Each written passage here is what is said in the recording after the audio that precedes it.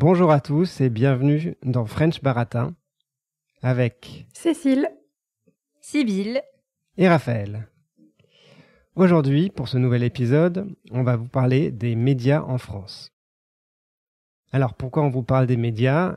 Parce que le 17 août 2022, il y a eu une loi en France qui supprime à partir de 2022 la redevance audiovisuelle. Alors, cette redevance, c'était une taxe que tous les Français payaient pour financer l'audiovisuel public. Et cette taxe est remplacée par un prélèvement sur la TVA jusqu'en 2024.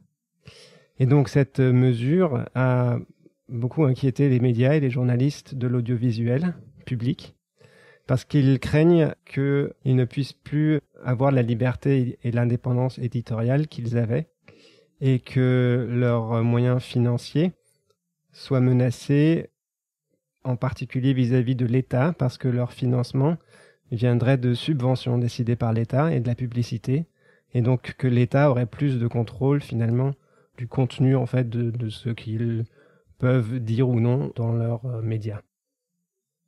Et donc on a eu envie de vous parler des médias en France. Alors rapidement, juste une présentation de ce qu'on a comme médias en France. On a côté audiovisuel, on a des chaînes de télé et de radio publiques. Donc pour les télés, il y a la France Télévisions avec France 2, France 3 notamment. Et côté radio, on a Radio France avec France Inter, France Info. Et puis on a des chaînes privées comme BFM TV ou TF1. Côté presse, on a principalement Le Monde, Le Figaro et Libération. Le Monde qui est un journal centriste, qui se veut plutôt indépendant. Le Figaro qui est un journal de droite et Libération qui est un journal de gauche. Alors, la première chose que j'ai faite en préparant cet épisode, c'est que je suis allé voir où se situe la France par rapport à d'autres pays dans le classement de l'organisation Reporters sans frontières, que Reporters sans frontières fait tous les ans. Ce classement se base sur une définition de la liberté de la presse élaborée par Reporters sans frontières et un panel d'experts. Et donc cette définition, c'est la possibilité effective pour les journalistes, individuellement et ensemble, de choisir, produire et diffuser des informations dans l'intérêt général, indépendamment des interférences politiques, économiques, légales et sociales, et sans menace pour leur sécurité physique et mentale. Alors, à votre avis, quelle est la position de la France dans ce classement, Cécile et Sibylle ? Je sais pas du tout. Je sais qu'on n'est pas les mieux classés. Après, la France étant quand même un pays démocratique avec différents médias, peut-être qu'on est dans les 20 premiers, mais pas dans les 10 premiers. Je sais pas. Qu'est-ce que t'en penses, Cécile ? je me dis que si Raphaël nous pose la question, c'est qu'il doit y avoir quelque chose. Quelque chose de choquant. Et que, vu peut-être l'atmosphère avec la presse en France, peut-être qu'on n'est pas si haut que ça. Mais c'est vrai qu'en termes de classement, je ne sais pas exactement. J'attends la réponse. Alors la France est placée en 21e position. Tu y étais presque, Sibylle. Tu étais pas loin. Oui, voilà, t'étais Oui, pas loin. j'ai été légèrement optimiste. Alors, pour mettre cette position en contexte, on a en tête du classement les pays scandinaves. Toujours eux. Voilà. Alors attends, on va deviner l'ordre peut-être. Quel est le meilleur des meilleurs ? Je sais pas, souvent c'est plutôt la Suède que la Norvège ? Ou la Finlande peut-être ? Cécile, tu penses que c'est lequel le pays scandinave le plus, le meilleur élève de la démocratie ? Ça, c'est alors là, je saurais dire, entre les différents pays scandinaves, ils sont toujours en haut du podium. Alors, le premier en tête, c'est la Norvège. Ah, je me suis trompée. Juste après, on a le Danemark, puis la Suède. Et ensuite, on a d'autres pays. On a notamment l'Allemagne, le Portugal, le Royaume-Uni, mais aussi des pays non européens comme la Namibie. Alors, rapidement, je voulais parler de comment ce score est calculé. En fait, Reporters sans frontières fait un relevé quantitatif des exactions, c'est-à-dire des agressions, des arrestations commises à l'encontre des professionnels des médias dans l'exercice de leurs fonctions, donc dans leur travail. et également une analyse qualitative de la situation dans chaque pays au travers de réponses de spécialistes de la liberté de la presse, donc des journalistes, des chercheurs, des universitaires, des défenseurs des droits humains, qui vont répondre à un questionnaire proposé par Reporters sans frontières en 23 langues. Et à partir de là, ils calculent un score pour 5 indicateurs et ensuite un score global. Donc les indicateurs sont le contexte politique, le cadre légal, le contexte économique, le contexte socioculturel et la sécurité.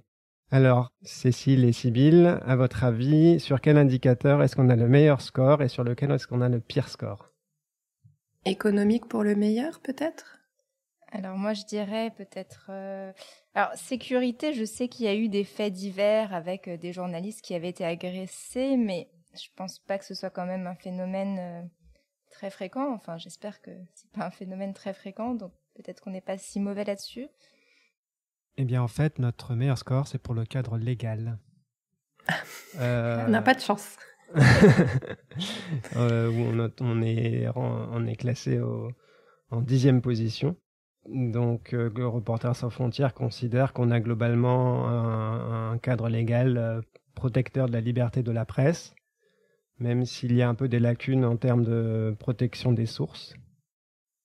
En 2021, le Conseil constitutionnel a censuré un article dans la loi sécurité globale qui aurait pu empêcher les journalistes de couvrir les opérations des forces de l'ordre. Donc on a aussi, c'est un exemple où les institutions judiciaires protègent la liberté de la presse contre parfois des mesures du pouvoir exécutif qui chercheraient à réduire la liberté des médias. Et alors le score où on est le moins bon, c'est la sécurité. Ah, j'ai tout faux. Avec un rang à 85. Ouh, ah oui. Ouais. Parce que on a eu ces dernières années une augmentation du nombre d'agressions en raison d'un niveau important de défiance vis-à-vis des médias. Ça s'est particulièrement fait sentir pendant la période des Gilets jaunes, qui était une période où il y a eu beaucoup de manifestations en France. Et puis ensuite aussi pendant la période du Covid. Et en fait, cette défiance ressort également d'un sondage qui a été fait le 18 juin 2021 sur le regard des Français sur les médias et l'information. Et cette étude a principalement montré qu'il y a un fort sentiment de méfiance à l'égard des médias en France, qui est de 55% des Français sont méfiants vis-à-vis des médias. Alors à votre avis, pourquoi ? En fait, j'imagine que Alors, en France, il y a une défiance notamment parce que le niveau de revenu est pas du tout le même entre le français moyen et le journaliste. Il y a une étude dans Libération qui a été faite en 2016 qui montrait que le salaire médian des journalistes titulaires se trouvait à 2 800 € net par mois, alors que le revenu médian pour l'ensemble des Français, c'était 1 800 € net. Donc on a un vrai fossé entre les deux. Donc ça peut vraiment créer un ressenti pour le français moyen qui pense que naturellement le journaliste ne va pas le comprendre ou ne va même peut-être pas le voir. Et il y a aussi tout ce qui est catégorie socio-professionnelle parce que sur la scène médiatique, 88% des personnes présentées dans les programmes d'information sont de CSP+, donc catégorie socio-professionnelle élevée. Et forcément, on peut avoir ce sentiment, encore une fois, que une seule partie de la population est présente sur la scène médiatique et donc de se sentir invisible sur la scène médiatique. Et d'ailleurs, c'est intéressant parce que j'ai vu que ça, c'était donc quelque chose de très français, alors qu'aux États-Unis, par exemple, la défiance était plutôt liée au bord politique. Plus on est de droite, moins on a confiance dans les médias. Et nous, c'est très lié aux revenus, au niveau d'éducation et à la catégorie socio-professionnelle. Donc, j'ai trouvé ça intéressant de voir que c'était pas toujours les mêmes facteurs de méfiance. Oui, c'est très intéressant, effectivement. Et alors, je pense qu'il y a aussi une défiance qui peut être liée à l'impression ou à la réalité que les médias d'information français sont contrôler. Alors contrôler, c'est un mot un petit peu fort, mais c'est certainement ça qu'on peut avoir dans son esprit. Donc que les médias français sont contrôlés par certains groupes ou par des personnes qui représentent certains intérêts et pas l'intérêt de tout le monde. Et donc sur ce sujet-là, moi j'ai vu une étude qui a été faite par Julia Akagé, qui est une économiste, et Olivier Godeschaux, qui ont donc réalisé une étude dans le cadre d'un partenariat entre un laboratoire qui s'intéresse justement aux politiques publiques, qui s'appelle le LIEP, donc Laboratoire interdisciplinaire d'évaluation des politiques publiques, et Reporters sans frontières, donc celui qui fait ce classement, en 2017. Et donc dans cette étude, en fait, ils ont cherché à savoir qui était propriétaire des médias d'information français. Et ils se sont rendus compte que 80% des médias d'information français étaient détenus par des entreprises privées. 15% environ étaient détenus par des propriétaires privés ou des groupes d'individus. Donc par exemple Le Canard enchaîné, Mediapart, qui sont assez connus, ils sont dans ce cas-là, et une toute petite proportion, donc certainement un petit peu moins que 5%, qui est détenue par des institutions publiques ou religieuses. Voilà. Mais donc ça, c'est une présentation un peu générale et qui nous dit pas forcément quelle influence peuvent avoir ces propriétaires sur l'information qui est donnée dans leurs médias. Là, ça dépend du fonctionnement. Mais ce qu'ils ont remarqué comme évolution, c'est que, en fait, il y a de plus en plus d'actionnaires dans les entreprises privées, qui détiennent les entreprises privées, qui détiennent des médias, qui sont issus d'autres secteurs que d'entreprises de presse indépendantes. C'est-à-dire que c'est pas forcément des gens qui connaissent bien le monde de l'information et puis qui auraient à cœur de garder une information indépendante. Ça peut être des actionnaires qui sont dans des domaines complètement différents, et notamment dans le monde financier, dans le monde de l'assurance en fait. Donc Julia Akagé elle s'est rendue compte qu'il y avait une surreprésentation, c'est plus que la moyenne, une surreprésentation des actionnaires qui tirent l'essentiel de leurs revenus d'activités financières et d'assurance dans la presse écrite et en ligne. Voilà, donc c'est plus le cas pour cette presse-là, c'est 51% contre 38% dans l'audiovisuel, et ils sont aussi 3 fois plus présents que les actionnaires issus du secteur de l'information et de la communication. Voilà, donc du coup, c'est pas évident que ces personnes-là vont forcément influencer l'information qui est écrite dans les articles des médias qu'ils contrôlent, qu'ils possèdent en tout cas, mais ça peut alimenter la suspicion, le manque de confiance. On peut se dire ils vont peut-être essayer de faire pression, et souvent ce qui se passe, c'est pas du tout une censure directe, ça c'est très rare, ça ferait des scandales, mais ce qui peut se passer, c'est qu'ils aient un impact sur qui est-ce qu'on embauche, sur qui est-ce qu'on licencie, et donc sur l'orientation politique ou le sérieux des personnes qui écrivent dans les médias. Et je voulais ajouter aussi, à propos de Julia Akagé, elle a fait des travaux très intéressants sur le lien entre la qualité de la presse et la qualité de la démocratie, en quelque sorte.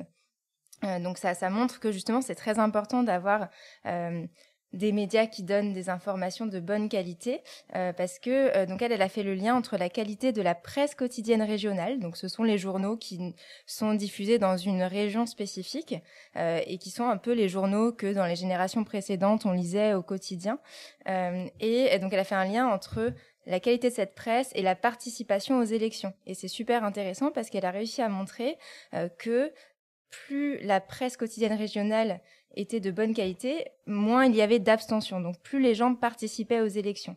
Et donc ça, c'est certainement parce que dans un bon journal régional, on explique bien les débats, on explique quels sont les enjeux, et donc ça donne envie de participer à la vie politique de son pays. C'est intéressant. Du coup, on pourrait peut-être parler de notre consommation des médias. Vous, quelles sont vos sources d'information ? Alors moi, je consomme très peu d'actualités. Je vais vraiment faire un distinguo entre les actualités, on va dire, et les sujets de société.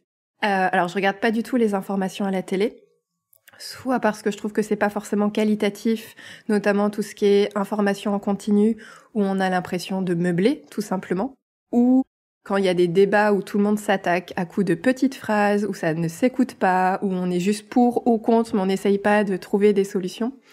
Je trouve ça assez violent d'ailleurs, de regarder ce genre d'informations.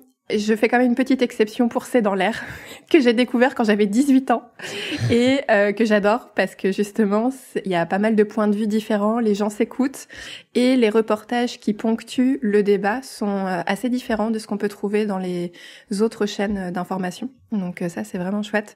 Et aussi, une des raisons pour lesquelles je ne regarde pas les informations à la télé, c'est que je trouve ça très anxiogène, notamment par le ton utilisé, les images partagées. Dès que je suis en famille et que peut-être je vais regarder les informations tout de suite, il se passe quelque chose de terrible et je sens que naturellement tout ce qui est santé mentale ne suit pas forcément. Donc j'essaie de m'en protéger même si c'est pas forcément une bonne chose en soi. Après, je ne lis pas non plus les journaux nationaux. Je crois que j'ai toujours eu cette idée un peu d'image élitiste des grands titres de la presse française et j'ai naturellement un peu peur que ça soit trop ardu. Donc souvent je lis des articles quand on me les partage, mais je ne vais pas les chercher spontanément. Mais par contre, heureusement que j'ai des proches qui m'envoient des messages quand il y a des choses importantes qui se passent dans notre monde, parce que je pourrais être tout à fait un peu recluse, ce qui n'est pas une bonne chose. Par contre, justement, t'en parlais, Sybille, je consomme un journal, alors pas régional, mais local, qui est un journal en ligne qui se passe du coup à Strasbourg, là où j'habite, qui est un journal qui s'appelle Poca et qui traite en fait d'une variété de sujets qui touchent à la ville de Strasbourg et à ses environs. Et en fait, c'est intéressant parce que ça m'a vraiment permis de mieux comprendre la ville dans laquelle je venais m'installer, puisque je ne connaissais pas du tout ni la ville ni la région. Et ça parle à la fois de la vie politique, des chantiers en cours, des problématiques actuelles qui touchent la ville, mais aussi des ouvertures de commerce. Enfin, c'est assez large. Et en fait, je le lis tous les jours, tout simplement. Et je me rends compte à quel point on apprend à connaître une ville, effectivement, comme tu disais, Sybille, par ce qui nous touche au plus près aussi. Et justement, où ils vont prendre plus le temps de contextualiser certaines choses. Et voilà. Par contre, concernant les sujets de société, ça, j'adore. Parce que tout simplement, ça permet de prendre du recul, ça donne plus de contexte, on prend en compte davantage de points de vue parce qu'on n'est pas dans la réactivité, on est vraiment où on se pose pour faire les choses. Et ça va aussi souvent montrer plus de solutions. Donc on n'est pas forcément dans le buzz un peu négatif, on va aussi aller plus loin à ce niveau-là. Et c'est d'ailleurs, je pense, ça qui nous rassemble aussi dans ce podcast.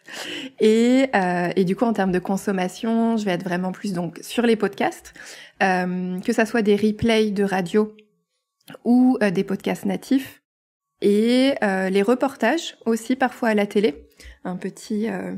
Une petite dédicace à Élise Lucet, que j'aime beaucoup dans ses reportages, puisqu'elle est pas très aimée forcément des gens qu'elle va interviewer, des grands de ce monde parfois, mais elle est très appréciée dans l'univers journalistique. Et après, je ne sais pas si on peut vraiment parler de médias, mais tout ce qui est essai, justement sur les sujets de société, c'est quelque chose que j'aime beaucoup lire.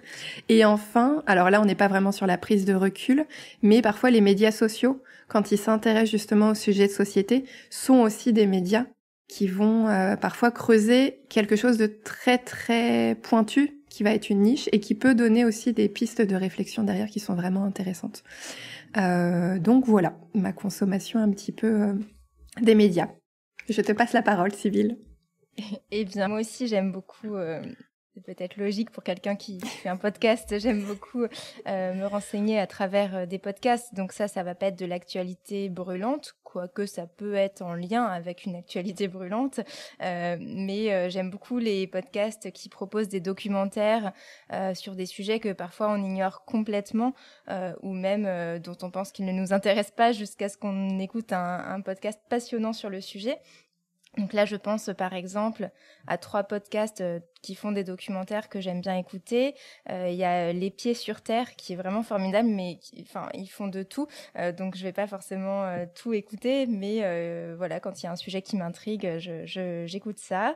Il y a aussi Programme B qui est aussi un podcast qui fait des petits reportages sur différents sujets de société. Et Splash qui est un podcast qui s'intéresse à l'économie. Alors c'est pas forcément un sujet qui me passionnerait naturellement, mais dans Splash, on explique très très bien les enjeux de différents sujets liés à l'économie. Et puis, ils ont commencé aussi un versant politique. Donc maintenant, il y a aussi Splash politique qui, là aussi, va donner du sens, en fait, à des questions politiques qui pourraient nous paraître un petit peu déconnectées de la réalité ou qui nous parlent pas trop. Et là, vraiment, ce sont des podcasts qui donnent du sens à l'actualité et à des sujets assez variés. Et sinon, en fait, moi, j'ai une consommation des médias qui est assez variable. Et c'est vrai que c'est assez intéressant de se rendre compte que on n'est pas toujours rationnel ou régulier, parce que, enfin, moi, je me rends compte que en fonction des moments, des périodes et de l'ambiance, on va dire, générale, je vais plus ou moins m'informer. C'est-à-dire que moi, je suis quand même très intéressée par tout ce qui est politique, par exemple les élections américaines, ce genre de choses. Donc, il y a des phases comme ça où je vais tout suivre, je vais tout regarder. Donc, moi, c'est surtout sur Le Monde. Et puis, parfois, je complète un petit peu avec d'autres journaux comme Libération ou pour des reportages sur des sujets spécifiques, Slate, qui a une version française, même si c'est américain à la base, il me semble. Donc voilà, il va y avoir des périodes où je vais me plonger dans l'actualité, être passionnée, tout lire. Et puis, il y a d'autres périodes plutôt de repli.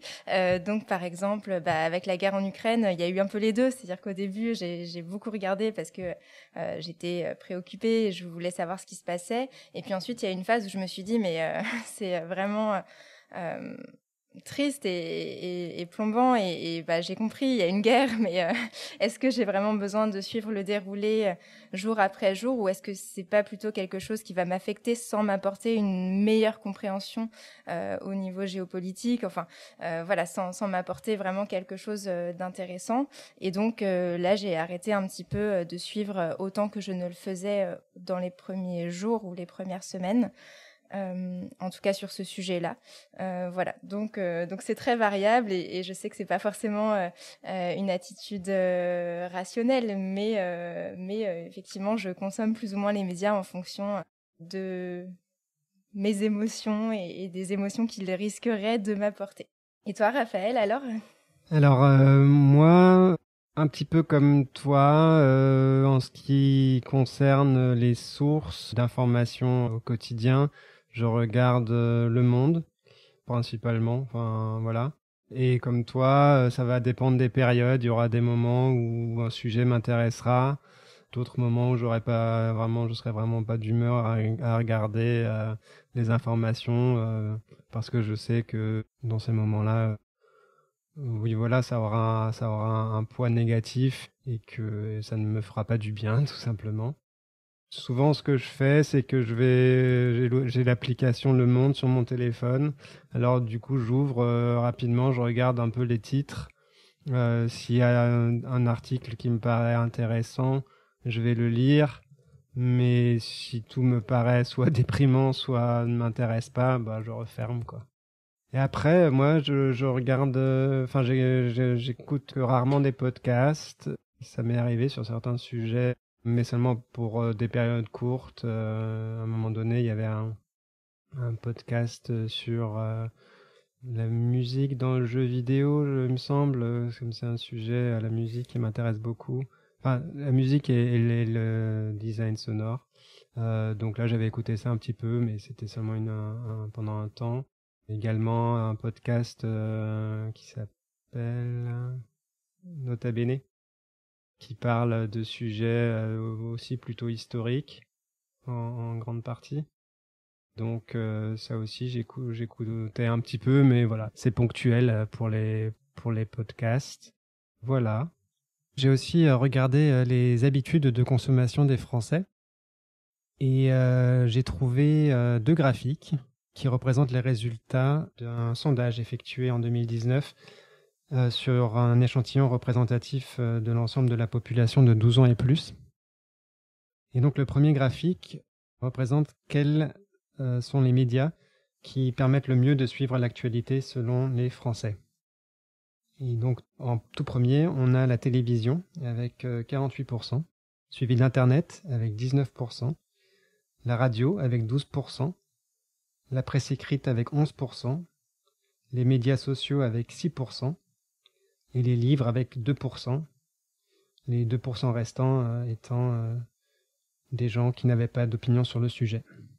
Je trouve ça très intéressant parce que ça montre quand même que on a très peur un petit peu dans le discours collectif que les réseaux sociaux, les médias sociaux, qui sont peut-être plus une source de désinformation que les médias traditionnels, soient ce qu'il y a de plus suivi comme source d'information. Et là, d'après ce que tu dis, c'est pas le cas. 6%, c'est pas tant que ça. Ouais, exactement. Et ce qui est intéressant aussi, c'est qu'il y avait que l'autre question, c'était quel média permet le mieux de comprendre l'actualité, donc pas de la suivre, mais de la comprendre. Et là, les réponses étaient un petit peu différentes. La télévision domine toujours avec 40%, mais c'est plus faible que pour le fait de la suivre. Pour la comprendre, on a ensuite 22% Internet, mais là, pour le coup, c'est plus que pour le suivi. Ensuite, on a la radio avec 9, donc c'est moins que pour le suivi. Ensuite, on a 18 pour la presse écrite, donc c'est plus que pour le suivi. Et pour les réseaux sociaux, on est à 4 au lieu de 6. Donc là aussi, c'est intéressant parce que les gens semblent quand même trouver que pour comprendre réellement l'actualité, on va pas forcément le mieux la comprendre à travers la télévision ou la radio d'ailleurs, mais plutôt sur Internet et dans la presse. Mais la télé reste très importante. Je ne sais pas si c'est générationnel ou si c'est lié aussi au niveau d'études, parce que effectivement, quand on a l'habitude de lire des textes longs, on va être moins rebuté par la lecture d'un journal, que ce soit en ligne ou en papier, et alors qu'à l'inverse, si on n'est pas habitué à lire des textes longs avec un vocabulaire compliqué, on va peut-être préférer quelque chose de plus visuel avec quelqu'un qui explique l'actualité. Mais en tout cas, oui, ça montre aussi qu'on n'est pas représentatif parce qu'aucun de nous trois ne regarde les informations à la télé. Ouais. Et pourtant, une majorité des Français le font. Donc, il faut aussi. Après, ça serait intéressant de savoir, enfin, en même temps, parce que la télé, il y a quand même un gros avantage, c'est le côté image. Et le fait qu'on ait, enfin, en même temps, la radio, on a aussi les différentes voix. Mais je pense que le média de l'image est vraiment très important et va permettre, notamment maintenant, on fait quand même des animations visuelles assez intéressantes et qui peuvent permettre à tout à chacun de mieux comprendre les informations. Quand on voit, enfin c'est des trucs bêtes, mais quand on voit la Terre qui tourne pour dire qu'on va faire ce reportage à cet endroit-là, quand ils font des graphiques assez simples qui viennent entrecouper le reportage, c'est aussi de l'éducation et de la contextualisation que parfois c'est pas aussi facile de retrouver dans d'autres médias. Mais après, je me demande parce que finalement sur YouTube par exemple, là on est sur Internet et on a aussi ce même support. Donc ça serait intéressant de voir justement, parce que Internet est bien plus bas que la télé, de voir si YouTube est peut-être plus compréhensible que la télé aussi en termes de compréhension. Mais ouais, c'est assez intéressant. Il y a beaucoup de chaînes informatives et de vulgarisation qui expliquent beaucoup de choses sur YouTube. Donc, à votre avis, qu'est-ce qu'on pourrait faire pour améliorer le rapport entre les Français et leurs médias et aussi la qualité peut-être des médias? Alors, je ne sais pas si c'est une solution parce que il manque peut-être la suite, mais peut-être que si les médias n'étaient pas aussi tributaires, n'étaient pas aussi liés aux pubs, peut-être que on aurait plus d'articles de qualité. Dans le sens où, comme les revenus des médias sont liés aux pubs, alors je parle là des médias en ligne, il y a vraiment cette question d'instantanéité. Enfin, je parle des médias en ligne, mais en fait aussi à la télévision. Et donc, plus on écrit vite un article, plus on va recevoir peut-être une notification, plus on va cliquer sur cet article, et plus tous les autres articles qui suivront, on n'aura plus d'intérêt à cliquer dessus, puisqu'on aura déjà eu une information. Et c'est cette instantanéité de l'information qui va potentiellement poser des problèmes de qualité et donc va vraiment entraîner le cercle vicieux où on écrit vite, c'est moins qualitatif. Le consommateur d'informations a une défiance vis-à-vis de ces journalistes et on continue. Et par contre, le problème aussi qui se pose derrière, c'est que qui est prêt aujourd'hui, d'ailleurs ça serait intéressant de trouver les chiffres, qui est prêt pour payer aujourd'hui pour avoir une information de qualité. Donc voilà, la pub peut être la suppression de la pub parfois peut être une solution.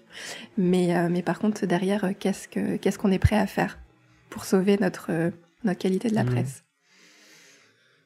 C'est intéressant ce que tu disais là par rapport à l'instantanéité de l'information. Moi, il y avait quelque chose que je constate régulièrement avec Le Monde, qui est, voilà, comme je disais tout à l'heure, ma principale source d'information, c'est que depuis quelques années, quand il y a des gros événements, ils font un live et où ils suivent en direct effectivement le déroulement de cette actualité. Finalement un petit peu comme à la télévision sur les chaînes d'information. Alors là, la différence, c'est que les gens peuvent poser leurs questions, donc d'une certaine manière obtenir des réponses et des explications en direct, mais en même temps, il y a cette instantanéité, une espèce de répétition permanente aussi de certaines informations. Donc suivre le live, à mon sens, n'a que peu d'intérêt. Je préfère, quand je vois un live comme ça, aller voir les articles en rapport avec cette actualité, des articles plus fouillés, plutôt que de regarder ce live qui finalement se met du temps à se dérouler, et où un petit peu comme sur les chaînes d'information, on meuble un petit peu. Cette répétition comme ça, à mon avis, nuit plutôt à la qualité des médias. Moi, je pense aussi que ce qui pourrait beaucoup jouer, ce serait plus de terrain en proximité avec les gens. Ça rejoint ce que tu disais tout à l'heure, Sybille, sur la presse quotidienne régionale. J'avais notamment vu un journaliste que je ne connaissais pas, mais il s'appelle Rémi Buisine, qui fait des directs sur Facebook pour la chaîne Brut. Et notamment, il se déplaçait beaucoup au moment de la période des Gilets jaunes sur les manifestations et faisait des interviews longues avec des gens ordinaires. Il leur laissait vraiment la place de s'exprimer et de réagir. Et souvent, il disait « On sait ce que vous filmez, mais on ne sait pas ce que vous diffusez », en s'adressant comme ça aux journalistes en général. Donc il y a cette espèce, ça traduit encore cette méfiance. Donc si on laissait plus la parole aux gens, peut-être en direct, ils se sentiraient plus écoutés, et peut-être ça resterait en partie la confiance entre les Français et leurs médias. Dans le même ordre d'idée, de rétablir un lien, en fait, ou d'établir tout court un lien entre tout le monde, tous ceux qui ne sont pas journalistes et les journalistes, donc ceux qui diffusent l'information. Je pense que l'éducation a un rôle très important à jouer aussi.